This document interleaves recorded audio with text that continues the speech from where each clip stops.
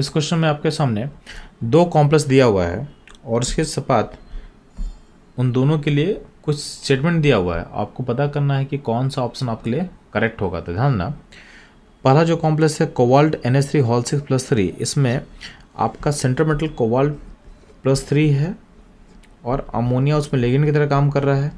Ammonia जो है in case of cobalt strong ligand की तरह बिहेव करता है। जब भी आपका सेंट्रल मेटल कोबाल्ट होगा तो अमोनिया स्ट्रॉन्ग लिगेंड की तरह बिहेव करेगा। तो कोबाल्ट +3 में आपका जो कॉन्फ़िगरेशन है ये है आर्गन 3d6। अगर अमोनिया स्ट्रॉन्ग की तरह बिहेव कर रहा है कोबाल्ट के केस में, तो आपका ये क्या करेगा, अंदर के डी इलेक्ट्रॉन को पेयर्ड कर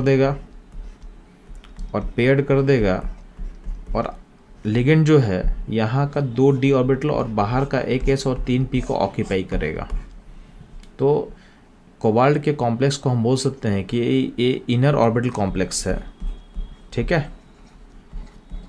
और इस इनर ऑर्बिटल कॉम्प्लेक्स को आप एक और नाम से बोल सकते हो कि चूंकि इसमें स्पिन सारा पेयर्ड हो चुका है तो इसको आप बोलोगे स्पिन पेयर्ड कॉम्प्लेक्स, ठीक है।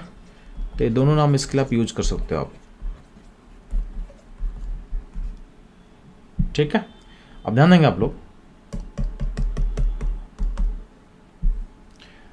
अगला जो कॉम्प्लेक्स है COF6-3, इसमें भी कोबाल्ट का स्टेट +3 है, बट फ्लोरीन -F- जो लिगेंड होगा ये होगा वीक लिगेंड। तो इसमें पेयरिंग तो होगा नहीं। जब पेयरिंग होगा नहीं तो आपका जो यहाँ पे D6 है उसका इलेक्ट्रॉन को मैं दिखा रहा हूँ, तो इस तरह से इलेक्ट्रॉन्स रहेंगे और आपके पास टोटल अनपेल्ड इलेक्ट्रॉन होंगे 4।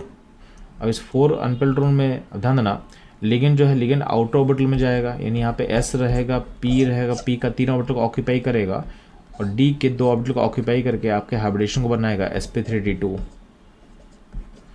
तो इस कॉम्प्लेक्स को हम बोलते हैं outer orbital complex, outer orbital complex.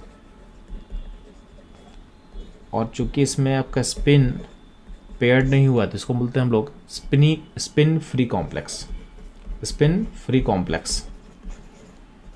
अब ध्यान देना, अब आप देखो कि कौन सा ऑप्शन आपके लिए करेक्ट होगा। तो आप ध्यान देंगे, आपका जो ऑप्शन जो थर्ड है वो हमारे साथ मैच कर रहा है, यानी पहला जो कॉम्प्लेक्स है वो स्पिन पेयर्ड कॉम्प्लेक्स है और जो सेकंड कॉम्प्लेक्स है स्पिन फ्री कॉम्प्लेक्स है। यानी इस क्वेश्चन का जो करेक्ट आंसर होगा ये होगा ऑप्शन थर्ड। तो बच्चों ये था इस क्वेश्चन का सॉल्यूशन और एनालिसिस। मूव करता हूँ लोग अगले क्वेश्चन पे।